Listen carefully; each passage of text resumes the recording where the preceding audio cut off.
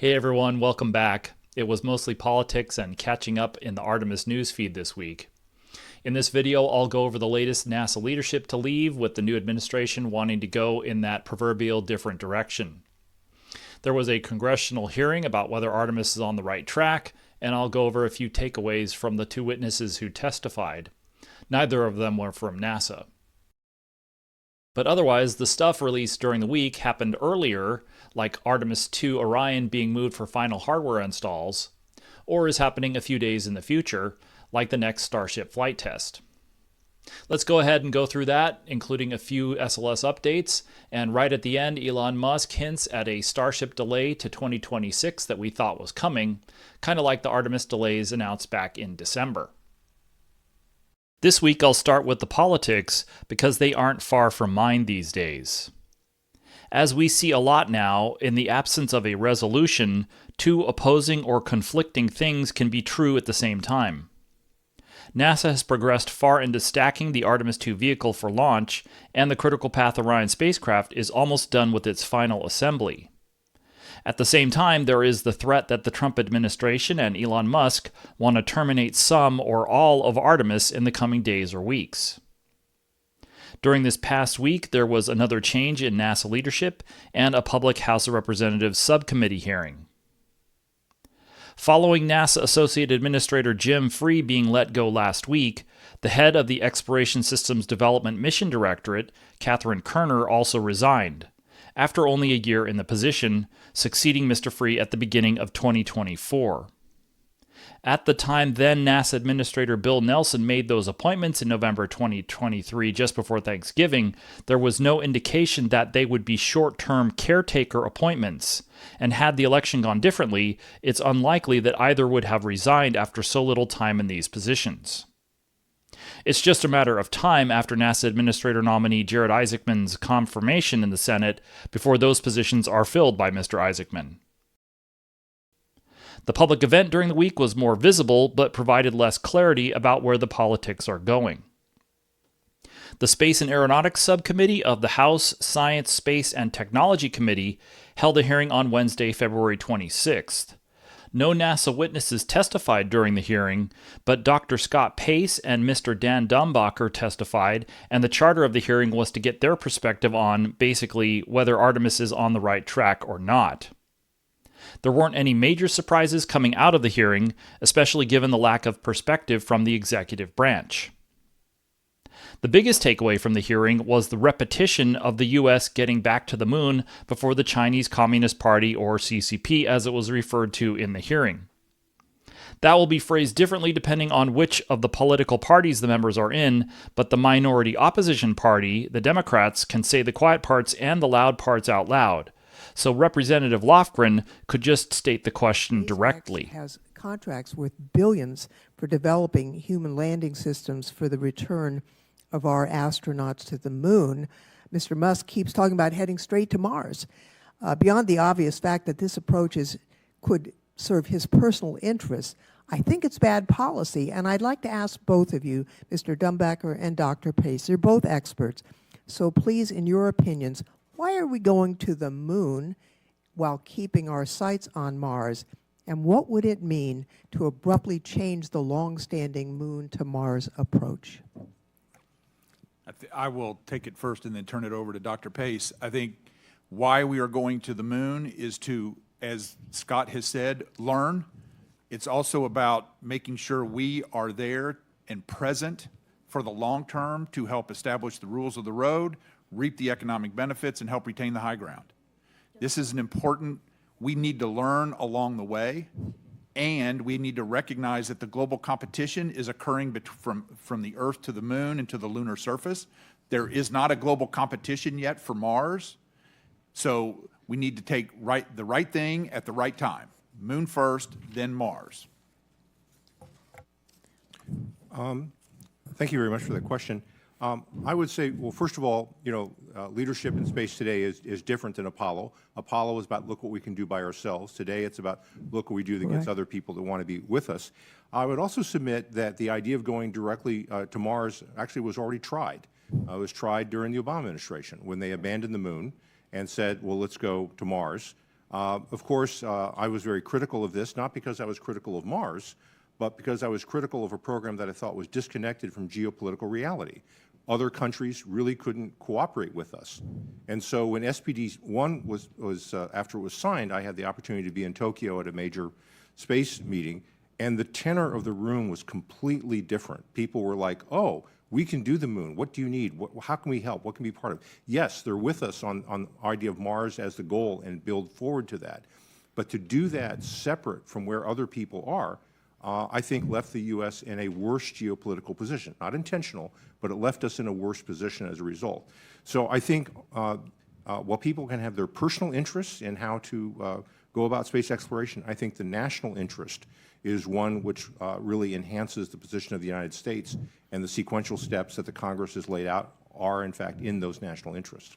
So we need to put our national interest ahead of our personal interests. And Second was Dr. Pace's recommendation that SLS be phased out as private heavy lift launch vehicles demonstrate the capability to fly crew to the moon. He summarized his opening statement at the top of the hearing, but submitted a longer, more detailed written one. Here is what he wrote in the more detailed submitted remarks. Quote, "A primary concern is the Space Launch System, which is not reusable. It has had one flight, but has trouble supporting one flight per year, much less congressional targets of 2 cores per year. A second mobile launch platform and the Exploration Upper Station," when he meant Exploration Upper Stage, "for the SLS Block 2 are behind schedule. Cores for the Artemis II and Artemis III missions, involving crews flying around the moon and then landing, are well along.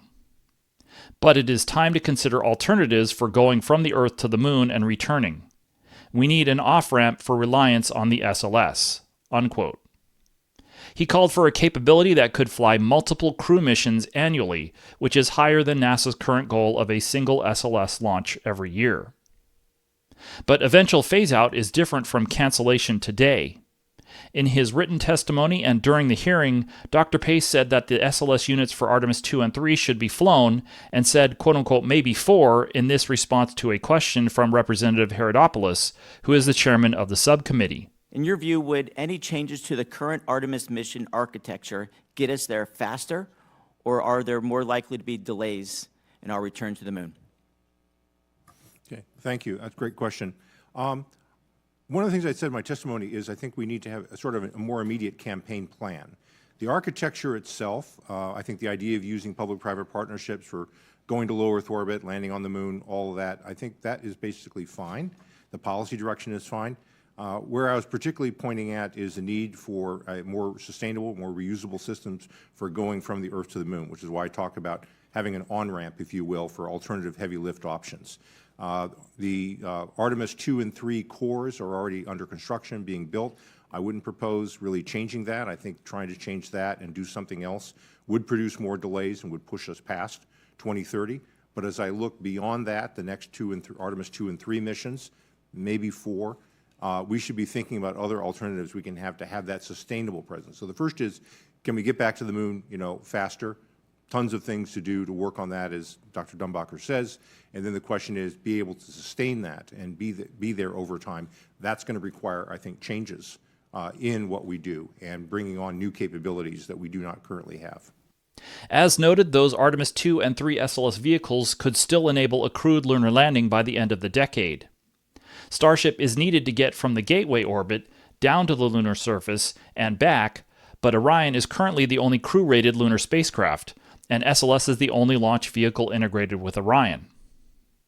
Dr. Pace did say in the opening statement he made in the hearing that sustainability was a more important priority than getting back to the moon before the Chinese get there for the first time, but both he and Mr. Dumbacher were asked whether Starship could make it to the moon by 2030, and here's what they said. So talk about maybe commercial versus NASA. How do we get to 2030? Because if we've lost this decade, 5 years to decade, how do we now get to our how do we get there? Excellent question, Congressman, and I will tell you it's a topic of debate, but I'll give you my opinion. Sure. My opinion, my hopefully informed opinion, is number one, I take advantage of the hardware I already have in the barn, and the hardware available in Artemis II and III to go make it happen. Number two is I get myself a simplified lander so that I can get to the moon that does not require multiple launches. My 40 number comes from demonstrating it twice. I have to do the whole mission twice, once uncrewed and then crewed. Right. I need to get that number of launches dramatically reduced. I need to go simple. So use the hardware I have available. I have to go get a small new lander to go do that. Okay. And this is another important part, I have to give the team at NASA and industry the laser focus and the urgency to make sure that I only deal with what I need to deal with. I cut back on the administrivia that they may be dealing with, dial back the risk aversion like we've talked a little bit about, so that that team has the leeway to go accomplish the mission objectives, utilizing what we have available, and then go figure out what I do beyond that for the long-term sustainability. Dr. Pace. I think that's right. If I would simply only add one thing to that, is something overlooked is communications and navigation. The Chinese are sending up relay satellites now for communicating and operating around the moon. We have our own systems set up. There's going to be international conferences in the next 2 years looking at confirming the frequencies where we're going to be operating at. So the ability to navigate, create infrastructure in and around the moon is going to precede whether or not humans land there. It's not going to be like the old days for Apollo. And so shaping that infrastructure, those decisions are happening really right now. And so faster progress on communications, navigation, flying, some of these experiments. I could go into some more other technical details if you want. But I think getting the organization back to where it's flying more routinely builds a culture. You can't just tell people, go take more risk. Right. They have to have some experience doing that. We got to give them opportunities for flying. And as I said, just go do it. So there wasn't any pushback to Mr. Dumbacher's opinion that SpaceX will be challenged to complete both the lunar landing demonstrations prior to Artemis III, even by the end of 2029. I'm guessing that there will be a lot of pushback to that from the administration, but I'm also guessing these remarks and recommendations were specifically for a congressional audience. And big picture, it's hard to tell whether this changes what we know in public. The minority opposition, the Democrats, will call out administration officials by name, obviously Musk in this policy area, but nobody else wants to go very far onto the public record, at least up until now. So it's still a question of how much congressional opposition there would be if Trump and Musk were to cancel SLS by itself or Artemis altogether. On Tuesday, February 25th, NASA Kennedy Space Center Public Affairs posted a large set of pictures taken a few days earlier on Saturday, February 22nd, in the Industrial Operations Zone of the Neil Armstrong Operations and Checkout Building at KSC. That's when Orion prime contractor Lockheed Martin moved the Artemis II spacecraft short stack out of the final assembly systems test cell to a stand in the transfer aisle where two of the final major hardware installations can take place before their assembly and test work is complete. Pictures show the spacecraft being lifted up out of the fast cell, out over the transfer aisle floor, and then down onto the work stand. The move anticipates those two major assembly and test milestones ahead of Lockheed turning Orion over to Exploration Ground Systems for Artemis II launch preparations. That the move happened on a Saturday was also a reminder that Lockheed Martin is working 3 shifts around the clock to finish this work. In this setup in the transfer aisle, the 4 folded-up solar array wings will be hung on the European service module first. The flight solar array wings were temporarily attached to the service module a couple of years ago for standalone acoustic testing. Sometime on Friday, February 28th, NASA posted another set of pictures with solar array wing installations underway. After those are complete, the 3 service module fairings, called Spacecraft Adapter Jettison Panels, or SAJ panels, will be installed to encapsulate the service module for launch. At its widest, Orion is 5.5 meters in diameter, both at the outboard walls of the crew module adapter and at the bottom of the spacecraft adapter. In addition to encapsulating the service module, the SAJ panels streamline the bottom of the CMA with the bottom of the SA cone. In those newly released still images, we can see a couple of those SAJ panels pre-staged for their installation after the solar arrays are installed and closed out for launch. since the service module will essentially be encapsulated for launch in the next several days. Orion will be fully encapsulated for flight, but the rest of the fairing, which protects the crew module from aerodynamic forces during launch, will be attached with the launch abort system later in launch processing. I covered that crew module fairing install work in an interview with EGS Spacecraft Offline Operations a week ago, and I'll report on that encapsulation and more in the second of 2 videos on the interview coming up. Before Lockheed hands the Artemis II Orion over to EGS, there's one other major hardware installation to do. First, Orion will be moved back into the fast cell, and then the forward bay cover will be installed. These are shots taken of the Artemis I spacecraft in November of 2020, after that milestone occurred for that build. On Monday, February 24th, SpaceX followed the previous pattern of publishing a preview of the next planned Starship flight test. Flight Test 8 was planned as early as Friday, February 28th, but later in the week, preparations for the test were still not complete, and SpaceX had to delay the test to Monday, March 3rd. The preview also pointed to additional information about the launch failure of Flight Test 7. That launch, back on January 16th, failed to complete orbit insertion, with loss of contact with the ship about 8.5 minutes after liftoff, by which time all but one of the 6 engines were indicating they had shut down.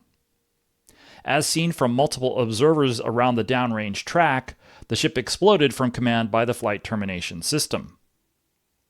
SpaceX now says that, quote, the most probable root cause for the loss of ship was identified as a harmonic response several times stronger in flight than had been seen during testing, which led to increased stress on hardware in the propulsion system, unquote.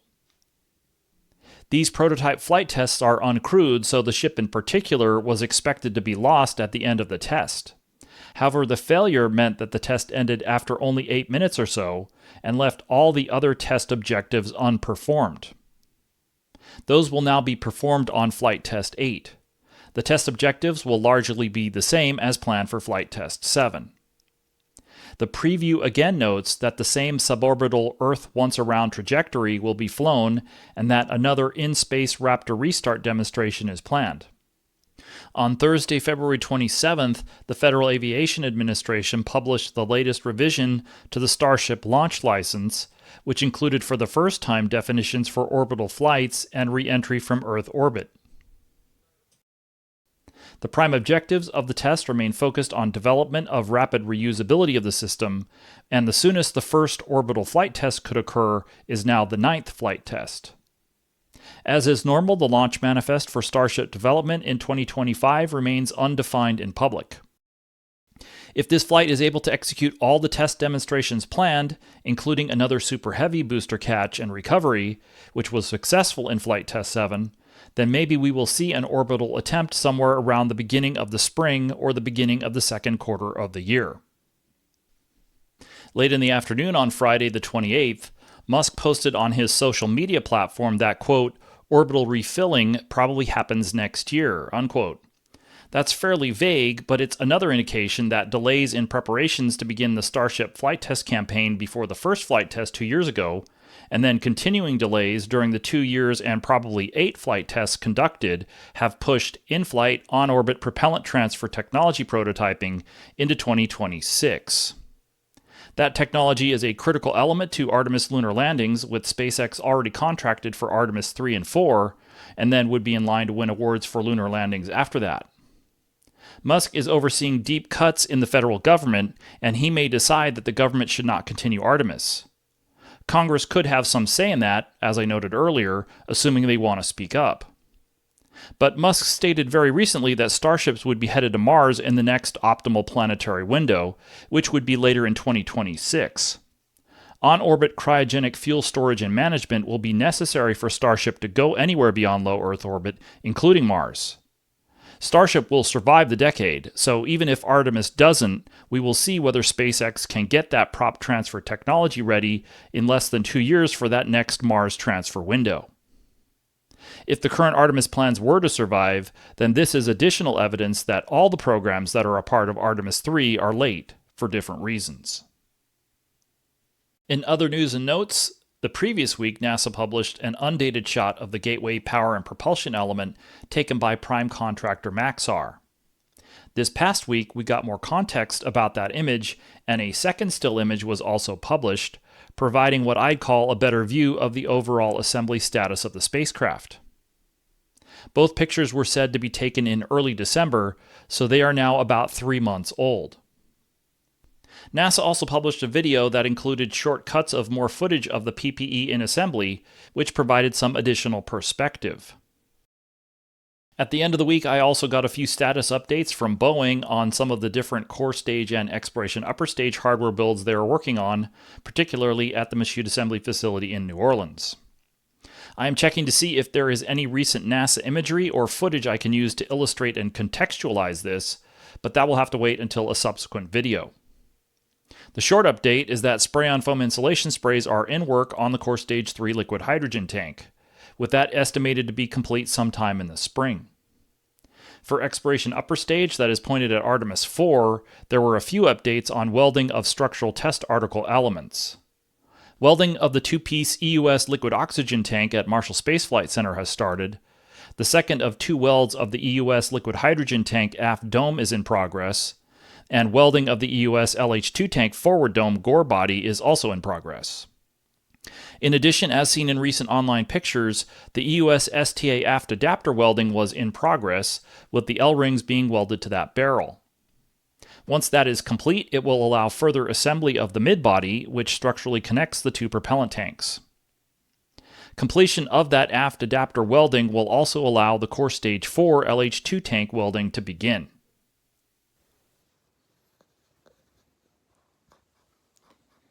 Thanks for watching. Click on the like button if you found this video informative.